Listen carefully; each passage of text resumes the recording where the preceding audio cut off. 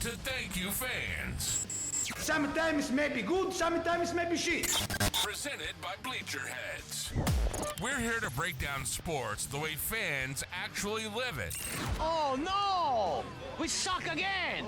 Online, overreacting, and looking forward to next year. Let's get angry.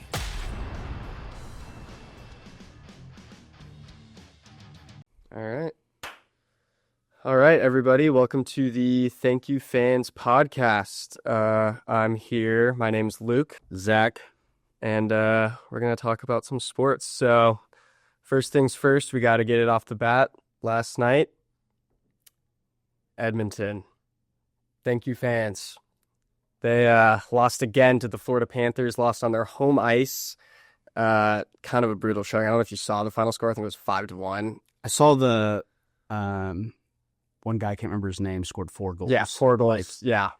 And I'm not a huge hockey person, but I don't know what the comparison would be in like the finals of like what someone going off in an elimination game for 4 goals to put the team away would be. But I would imagine that it would have to be like just like a 70-point bomb. Like 50, like a 50 or 60 bomb and like a triple-double. Yeah, like it would have to be like SGA going off for 70 points and just absolutely just... It was bad. It was 5-1, and I think their one goal was an empty net, or they had pulled the goalie and they scored one at the end to, I guess, give the home team something to cheer about. But brutal. 2 years in a row losing to the Panthers. Same team. The Cup's staying in America again. Canada can't seem to get it. Connor McDavid just can't seem to win the big one. So, like, so obviously Connor McDavid, to my knowledge, is the best player in hockey right now. Is it an issue of Edmonton just doesn't have enough firepower? I know Florida's just a juggernaut. They're an absolute juggernaut. Florida's coached well. They don't have any weaknesses, and if you make any mistakes, they just exploit them, and they will just dominate you for the entire 3 periods. You probably pulled out because they had the best player on the ice. I mean, I'm pretty sure Connor McDavid won this Conn Smythe Trophy, which is like the MVP of the playoffs, which I think the NBA should start doing, make it the whole playoffs and not just the finals. But yeah, I think he won that last year losing, which doesn't ever happen, and then won't win it this year. But it was one of those things where it's like you assume having the best player and making it that far that you have probably the best team around him, and get proven wrong again. So Florida's just that good. I mean, in other sports, historically, if you have the best player, you're probably going to win the championship. If not last year, then definitely this year. And I feel like, just off the top of my head, hockey's one of those sports where it doesn't matter. It's just such a humbling sport where like you really need a full team effort. Because even if you do have the best player, there's 3 or 4 different lines. So you play switching out 2 minutes at a time. So it's like, it's not like NBA, for example. We're going to talk about the finals in a little bit. It's not like, SGA can play 40 minutes and, he's playing the majority of the game in a 48-minute game. In hockey, you can only go 2 minutes at a time because it's just such a brutally grueling sport. You have to come off the ice, but it's like you want to score so bad. So I don't know. I don't really know how they balance that of like, you're sitting on the bench watching another goal go in, and it's like, man, if I could have just been out there, I could have stopped that. But, you got to balance that with, if I'm out there for, an entire, no one's out there an entire period. You're only out there 3 minutes at a time if you're, have that much stamina. So, obviously we don't know a ton about hockey, but it was tough looks, Edmonton. Tough for Edmonton. Thank you, fans. Just before we start talking about the finals, I wanted to highlight my hater mother's texts from throughout these playoffs. My mom is a certain kind of hater that I aspire to be. Hate Thin Man. That one's the best. I'm assuming he's talking about Chet. Yeah, she's talking about Chet. Still hasn't learned his name. She said that Thin Man. Yeah, she really does not like him. Really doesn't like SGA. I don't know if you've seen the top right there. The all caps hate SGA. I'm gonna assume she's a Pacers fan, obviously, from these texts. Big Pacers fan. She loves this team. And she's not to love. It's a big fan of the friendship aspect of it, but she. The foul baiting, I think she just can't stand, and so she really does not like Brunson. struggled with watching Karl Anthony Towns just because of his recklessness. I think she likened him to Giannis, which isn't a horrible analogy because they kind of just drive to the lane and hope everyone gets out of the way. But yeah, she is a hater that I aspire her to be. So I wanted to shine a quick spotlight on her and show later on when we're talking, when I'm probably getting a little bit angry at our Indiana Pacers, this is where it's coming from. I can really appreciate the commitment and dedication to the cause. Like, it's not like she just went off on a tangent one night. She has been consistent for 4 rounds of the playoffs. Oh, yeah. And there's more from the Bucks series. It's just I've watched a lot of those games with them. All right, so we got to talk about it, unfortunately. Game 5, Pacers. We lost, or I'll say they, because, I'm not on the team, but they lost. They had it within 2 points, and then all of a sudden it was the quickest, 8-point or 7-point run that the Thunder went on. I think that game, it was like two turnovers in a row. I think it was a 3-point play, and then like a big 3, and then something else. So just some things I wanted to highlight. So the one thing that I've seen a lot of people saying, and I would like your take on this, is people were saying, obviously Hallie wasn't playing up to par. We found out after the fact he was injured. That didn't happen until I think the second quarter. I think that it happened pretty early in the game, and it didn't really get addressed until like 9 minutes. Yeah, second quarter. I think they made a comment that he went to the back, and yeah, that's what I'm remembering. You're right. It definitely happened early in the drive, but I mean, he was limping around earlier in the series too, so who knows? Yeah. So the thing that I've been seeing though is people were like, "Why take TJ McConnell out when he had such a good third quarter? He had 13 points in the third quarter, 18 points in total in 22 minutes." My take is that TJ McConnell has he played more than 22 minutes this year? I don't he benefits from these large bursts of energy for 4 to 6 minutes when he goes in the game, and I don't think that's a sustainable. I mean, that's his role. His role is go give the other team hell, make them hate you for 6 minutes, go sit down for 10 minutes, go do it again. Yeah, I mean, he's your Energizer Bunny. Go do it again and again and again. And if he was on the other team, I would want him. Well, they've got that. Yeah, they've got Caruso. Yeah, exactly. Caruso and McConnell are the same player. Yeah. Granted, Caruso's probably a little bit better of an all-around player. Yeah, I mean, he can shoot the 3-ball. He's younger, too. Yeah. McConnell's, 33, yeah, I think. Well, so. Caruso's, he's like 5 inches taller, so he's definitely more of a slasher threat. More athletic. Yeah. But I mean, they play very similar roles. Yes, you're correct. Go D up. Go at 94 feet and play hard. Yeah, go get in their head, make the opposing fans hate you, and make them feel you. Mm-hmm. And so, but my biggest thing is I don't think if he goes in that fourth quarter, and granted, probably anything would have been better than Halliburton at the end there, but yeah, I don't think he goes in that fourth quarter and is doing exactly what he was doing in the third. I mean, hindsight's 20/20. Like, if Halliburton stays in the game and we somehow pull that off, like, very different conversation. It's a different conversation, but I don't think it matters who's really playing if you're turning the ball over as much as we were. Like, yeah, how many turnovers did Andrew Nembhard have in the fourth quarter? Like, I think he had like 3 straight possessions where he threw it to the other team. Like, where we had that one point where Obi Toppin got it with it to a 4-point game, got that big steal on the inbound, I think right before the fourth, and then Nembhard immediately throws it away. A horrible pass. They go down and I think make like Jalen Williams, who I don't think he missed that night, went down, made a quick bank shot, and then we didn't get a shot off, and it's like it was a 4-point swing. Dude, the bank shot, 1, and 2, Jalen Williams shot another 3 that I swear on my life, I was looking at it, and the way the camera was it was from if you're looking at the basket, it would be the right side of the key. Yeah. If you're looking at the basket, right upper corner of the key. And he shoots it, and I swear on everything I love, that thing was a good 6 inches off to the right. And I don't know if Paycom Center has like gusty vents or they have a bigger rim on that side, but somehow that thing snuck in, and I literally look at my wife, I'm like, this game's over. Yeah, like, there's no chance that goes in. They're banking 3s in. Nembhard, I was like sitting there looking, and I was like, Nembhard's got to have money on the game. Like, there's no way he makes those mistakes. Like, I mean, like, granted, we're a young team just like OKC is, but like those were uncharacteristic mistakes that we haven't made all year. Well, Nembhard last year, I mean, he has the benefit. He played in the Eastern Conference Finals last year and had that one game that he dropped 30. And right. And it's like, he it dropped 7-3-3 in Game 5, and it's like, where have you been? Especially in a game where Halliburton is nowhere to be found. You need your other guys to step up. I mean, Benedict Mathurin was our leading rebounder. He had 8 rebounds. Yeah, it's a problem. Rebounding is a big problem. It has been for a while.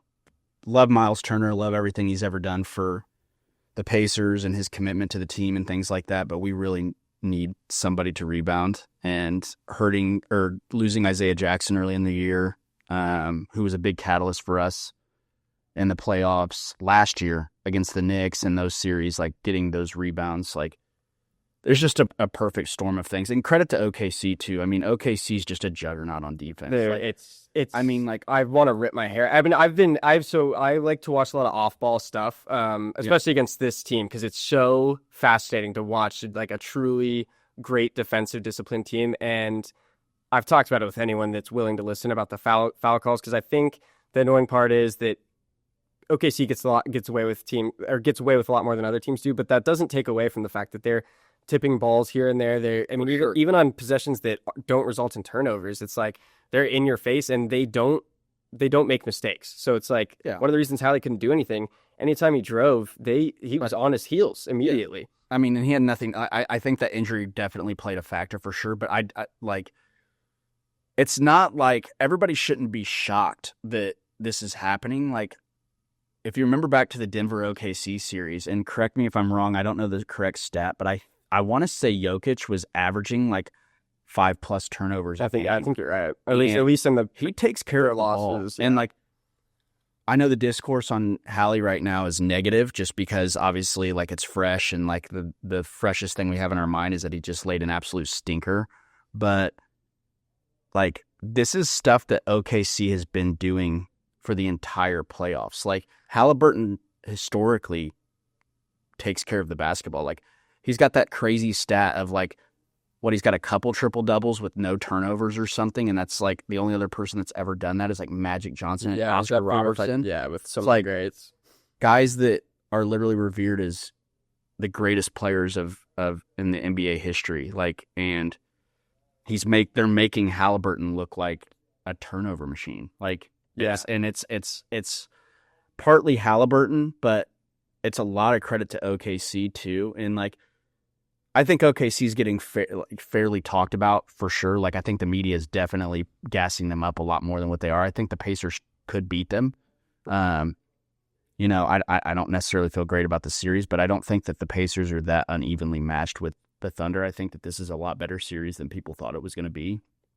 Yeah. And it reminds me very much of the Bucks-Suns series because I'm pretty sure if I'm not mistaken, I think the Suns went up 2-1 in that series. I could be wrong, but it reminds me a lot of that where it felt like both teams were evenly matched, and then it just came down to the nitty-gritty part of it, and the Bucks were willing to do what the Suns weren't, and it feels kind of similar to that, and it's like, it's just, they're, like you just said with Halliburton's assists, I mean, I think he had, 7 or 6 assists, and that's like a low number for him, and that's not just on him, that's on the rest of our guys not being able to get the ball and go do something with it, so... And we missed a lot of shots. Yeah. Like, Miles Turner's been basically non-existent the whole series. We were 11, Pacers were 11 for 30 from 3.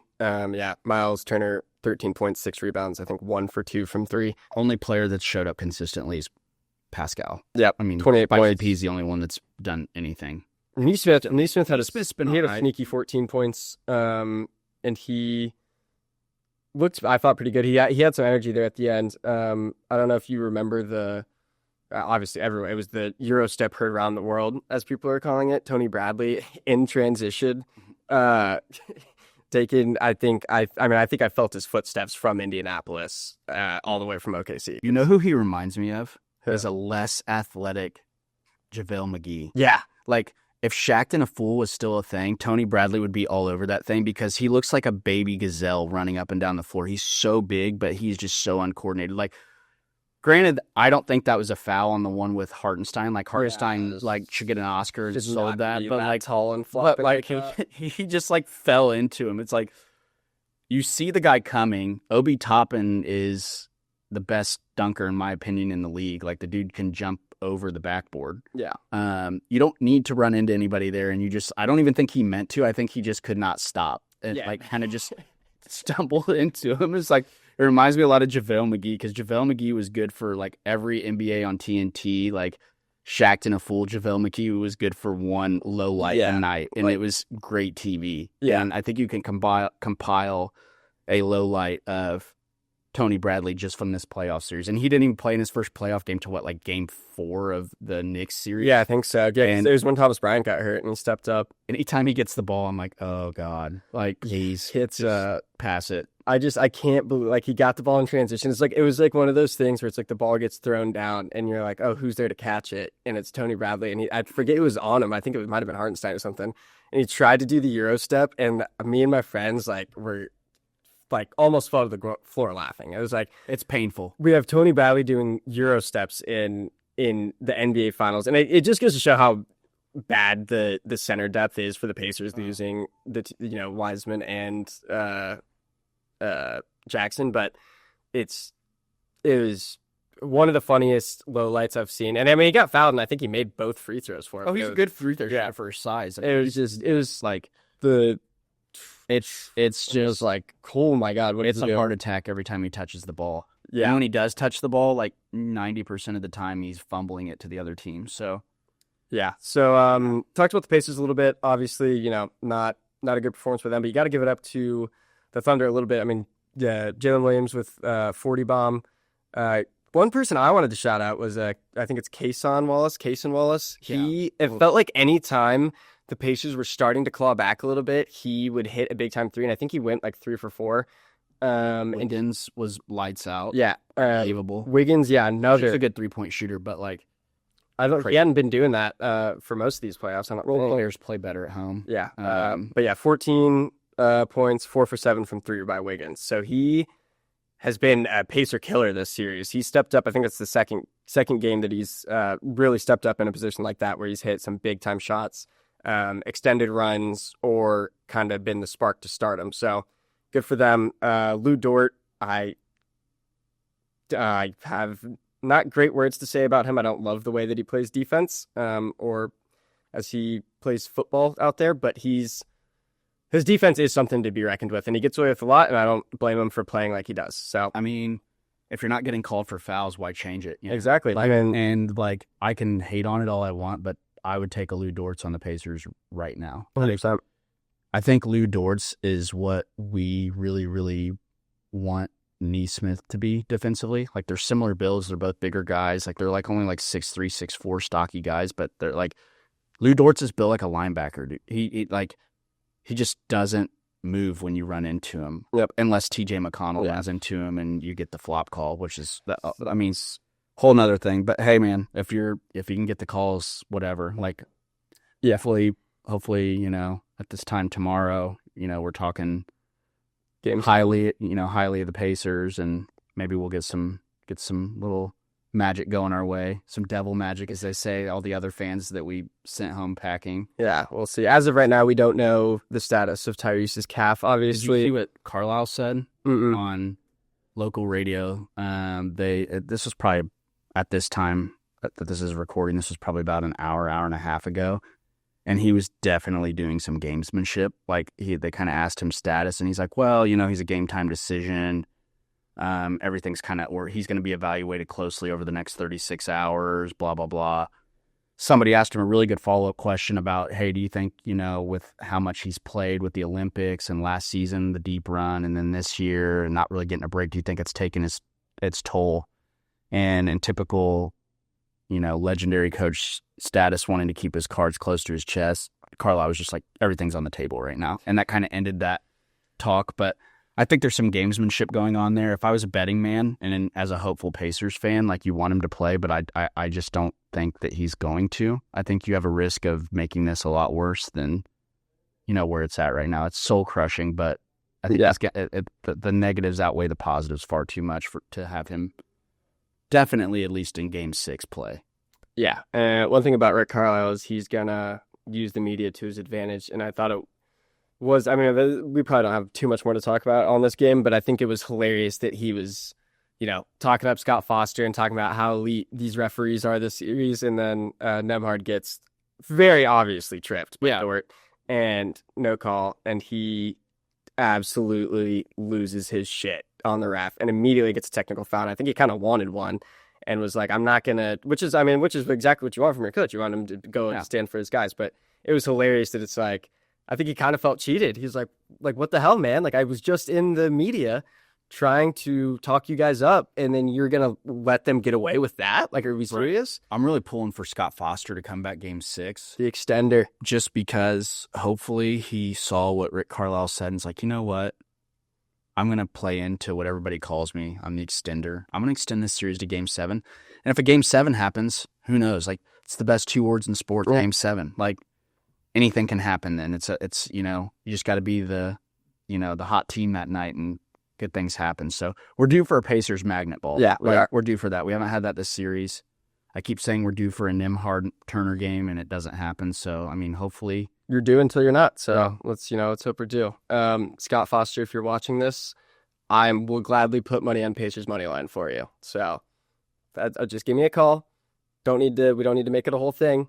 Send me a few bucks. I'll put it in FanDuel.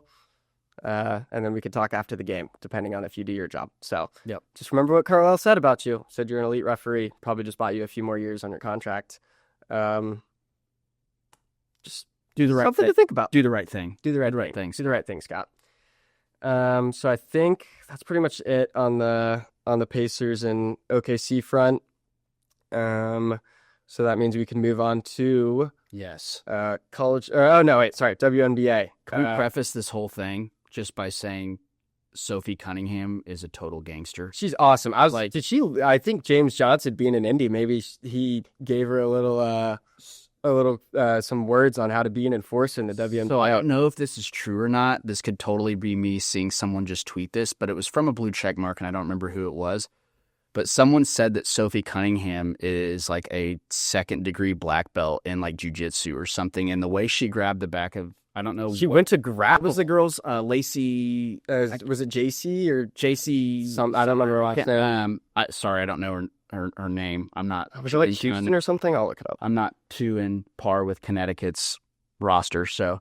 But I do know that Sophie Cunningham put her in a tight clinch and was like basically whispering in her ear and like big brothering her, and it was legendary. Like I was watching that live last night with my wife, and I had it on too. I didn't see I saw the after stuff because I was like making dinner, I think, or so. I don't really remember what I was doing, but I came back in and all of a sudden like everyone's on the court, stuff's going crazy, and I was like, what is going on? So I rebounded a little bit. I thought it was just hilarious. So I guess we didn't show the clip. So JC had poked Caitlin Clark in the eye earlier in the game, and then that resulted in a little bit of a kerfuffle. Caitlin Clark got shoved to the ground.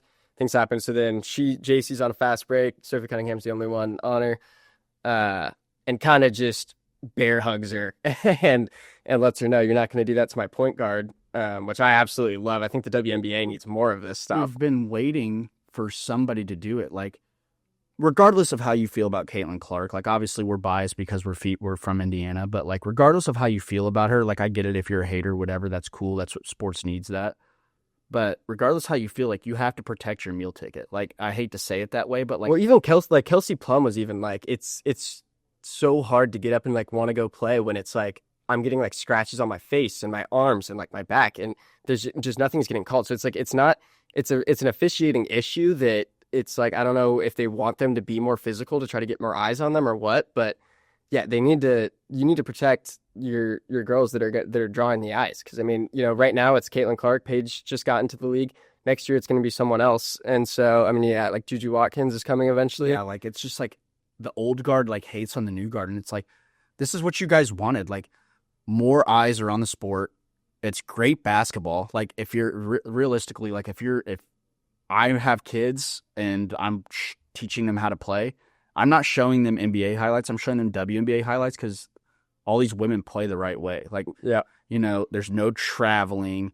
There's no push-off BS. Like, They play the game the right way, and it's the basketball is being played in the way it was designed to be played. Like, yeah, it's in its purest form. The one thing I was going to say, so I touched on it earlier, my mom being a real hater. So she, I think, is just now finally coming around to Caitlin Clark, which is what, really? This is year 2 for her. So she could not stand her at Iowa. I can see that. Drove her insane. Yeah. And when she found out she was going to the Fever, she was like not happy about it at all. And I was like, yeah, I had to convince her. Like she even got a Fever shirt or a Caitlin Clark shirt from her company, and she just gave it to me. It was before she had started playing for us, but I thought it was very funny. She just like she was like, she's a flopper. She complains all the time. She does all this stuff. And I was like, yeah, but now she's our flopper. She's our complainer. She's also one of the best players in the WNBA, and she's can't deny her talent. Yeah, I mean, can't deny her talent. All those other things you said, true. Yeah, she is those things, but she's a damn good basketball player. And in my opinion, she's the best basketball player in the WNBA. Like, I haven't really been watching a whole lot other than the Fever. I do know that Paige had like a pretty solid game. Her team she's in a similar situation to Caitlin last year. Oh, they're garbage. I mean, there's a reason they had the first overall pick, and that's why Paige is on that team. So yeah, like she's a great player too. So should be fun for years to come to watch. That I think that's the real rivalry. Yeah, I mean, I'm looking forward to watch this summer. Those two going at it, like. Oh yeah, Angel, like the whole, like I've got an opinion on all that stuff, but like we won't get into. Angel Reese needs another big to have a rivalry with. I don't think it makes sense. She wants to be like, it's not a rivalry in my mind. Like I think Angel Reese, like her rebounding is very impressive. I do think she needs to get with someone that can teach her how to make a contested layup. Yeah, she needs to learn how to finish through contact. And that's all I'm going to say about it. Like. I've got some opinions on like how I feel about the whole situation, and yeah, this is good. I mean, this is what the WNBA needs. People need to be talking about it. There needs to be more eyes on it. That's how you go. I don't talk about. I wasn't talking about the WNBA before all this, but no. Like, it's good. It's good TV. I turned on the game last night and watched it. Like it or not, Angel Reese, her and Caitlin Clark are a reason that people are watching, and like that's why the Sky tickets were so expensive. And granted, Caitlin Clark has to be a part of that, but so does Angel Reese. I mean, there needs to be these storylines, whether they're manufactured or not. You can leave that up to the media, but it's, this is what you need if you're a league that's trying to grow. I mean, we're talking about it. This is what you want. Like, and my dad and I've always had this like hot take about just basketball in general. Like the growing sentiment all the time is like, there's too many people that think they're like a hard ass NBA. And like, obviously in the WNBA, you see some people that like always want to like push Caitlin Clark's buttons and things like that. I think that the NBA and the WNBA, this is probably a scolding hot take, but I think it would make for great TV, and you would see a lot less BS going on and a lot less hard fouls and like people, being more civil and better basketball being played. The WNBA and the NBA should adopt hockey rules, and you should have to wear mandatory wristbands. And just like in hockey, when they shake their gloves and they're like, "You ready to go?" Like, grab the wristbands, and if the person that you're trying to, fight is about it, they're going to take the wristbands off you, and you go to center court and you duke it out. Like, I think that would be great. Like, tell me in the NBA, like how many people did like Draymond Green like acts the way he does, because I don't think anyone's going to like, he doesn't think anyone's going to wing on fight. But like think about it. That's why like you would have an enforcer. So like if Draymond Green's like, who was that dude guy, Grayson Allen? Like, yeah, if Grayson Allen's like doing stuff to Halliburton or something, and like, or there's an enforcer, like James Johnson comes in, shakes the wristbands, takes them off, and Grayson Allen and James Johnson duke it out. Then at that point, James Johnson really does serve a purpose to the team. I think that would be great TV. It would be. I mean, it would make for great TV. This could be another league. Adam Silver. Yeah. Do it. Come on. Do the right thing. Do the right thing. I think it would be great for TV. I don't know if you... So on Pardon My Take, Big Cat, like, they interviewed Adam Silver, and he was like, what if we gave every player, like, one fight a year? And it's like, it would stop... Like, one fight with a fan a year. Where it's like, it would stop the heckling, and it was like... you might not heckle a guy if it's like, he hasn't used his fight yet, and we're getting close to, like, the playoffs. Well, did you see that? That would be amazing. Did you see, there's this OKC fan, I don't know, he dresses up in full garb. Oh, push it with Trent. Yeah, with Trent. I met him, actually, when he was in Indy. Is he a cool guy?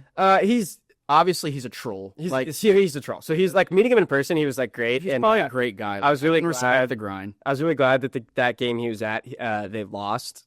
The Thunder lost, but he was in full kit. I saw him and Mantis like did like a jersey swap, which was really funny. But he's fine, but he definitely is like, he's a troll online and he does things for clicks and stuff. So you see, he like admittedly was talking shit to Yeah, Halliburton, got like a sticker that says like, this is your warning. If you say anything more, you're getting kicked out. He had courtside seats, but he had like the audacity that like James Johnson came by and called him a bitch. Yeah. He was like, shut up, bitch, pretty much. And that his words, not mine.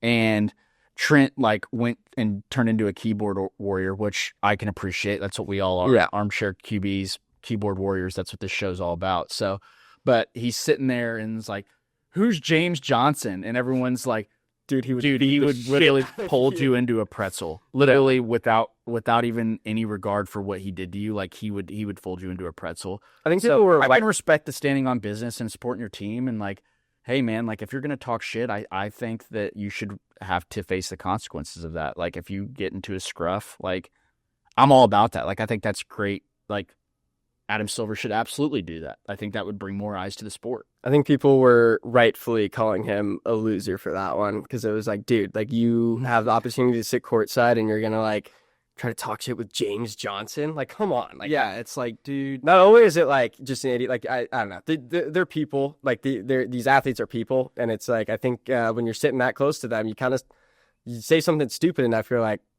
oh shit. It has been refreshing though, and I will give OKC their flowers. I did earlier on their team, but like their fans in general, that stadium is incredible. Yeah, like it's they're loud, they're into it, they're passionate. Like I can appreciate that, and like I'll give them their props. Like that, and they've been respectful. Like I mean, they haven't been like Bucks and Knicks fans are unbearable. Like they're still hating.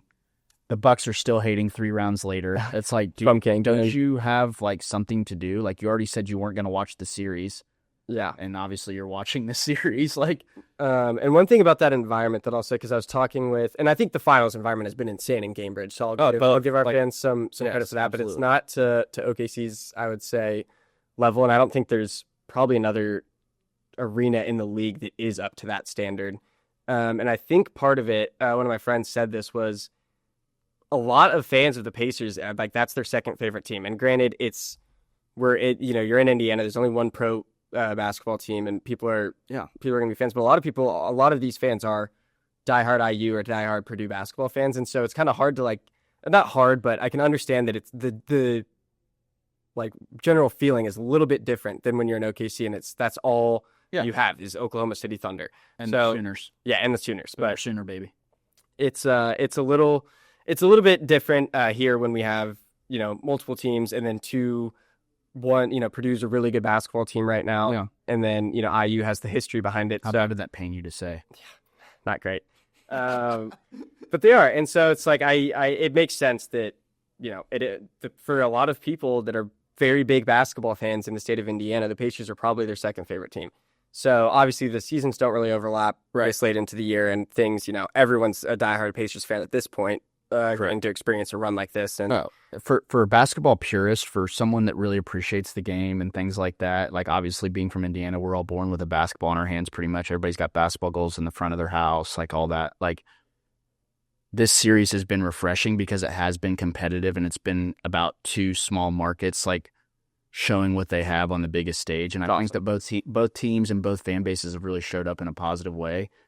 And in my mind, all the hating just like goes into more. It's like if people are hating, then obviously you're doing something right. Like people don't hate on people that are losers. Yeah. Like so, props to OKC and Indiana all together. Like, yay sports. Yeah, I really hope we beat them. But yeah. Hopefully we'll be talking about a game 7. So I think next order of business. So this segment is going to be just a Xeet of the week. So just, something that you saw on Twitter that was like, that's pretty good.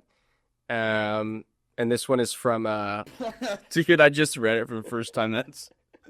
Dude, I need you'd like it. So this is from, a friend of the program, Carlos Hoosier 5,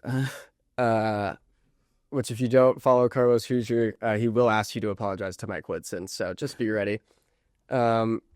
He said, if Miles Turner and Chet Holmgren were playing one-on-one in my backyard, I would close the curtains. And I saw that and started laughing. And I think I saw that when it had like, dude, it's so good. Saw that when it had like 200 likes. And it's a quote from like an old British guy who was like, if I saw Everton that was down in my backyard, I'd close the curtains or something like that. And so he, brought it back to life in the year 2025, which is awesome. But 1.6 million. if you get the chance, go read the replies to that. Some of them I couldn't include, and I decided to just kind of highlight on the tweet. But it was like, yeah, it's gonna sound like grenades are going off in your backyard or something. And it's funny because Chet and only ended up with like 9 points, and he had a few big boards, but Miles 13 and 6. But it was exactly how I felt last night watching them go at each other, or 2 nights ago watching them go at each other. It's like, if they played to 21, they'd be there all night. It's just like, I would yell at the back, she's like, hey, wrap it up. I don't have lights. Like, Yeah, dude. that's a gold tweet. Do you know how many likes it got? It got like 26K. I cropped that part out. 1.6 million. That's, Right? that's viral. Yeah, I think it got like 30K likes. And he's some people were like giving him hate in the comments, and all his replies were just like, "I own you, Yeah. You're mine," or something. It was like so funny. And just a great troll. But yeah, just something I wanted to share. Thought it deserved more than 1.6 million views. That's gold. I'm sure the few people that watch this will get it. So, Mom and Dad, I hope you found that funny. And yeah, so I think that'll just about do it for this one. Be sure to go check out Bleach Your Heads. And then, yeah, first episode of Thank You Fans drop in should be, I think, every Thursday. So, Sweet. got anything to add? Happy to be here. Hopefully our next episode we don't have to do another Thank You Fans for the Pacers, but it's a very good chance we will. We'll be doing Thank You Fans to someone, so. That would be great. So, well, thanks for listening. We'll catch you next week.